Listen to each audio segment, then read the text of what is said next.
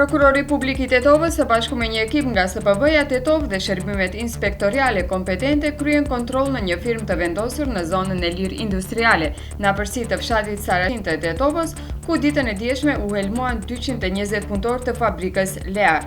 Punëtorët e fabrikës Lear në zonën e zhvillimit teknologjik në Tetov gjatë natës së kaluar kanë shfaqur simptomat e helmimit dhe janë pranuar në spitalet e Tetovës dhe Gostivarit. Udhëheci I seancës parlamentare në vazhdimin e sotëm e shkëlqi mikrofonin e deputetes së LSDM-s Jagoda Shahpaska, kur ajo po fliste për dështimet e VMRO-DPMN-s në shëndetësi. Veljanovski I sqaronte Jagodës se fjalimi I saj nuk ka qenë procedural sepse nuk ka folur për procedurën.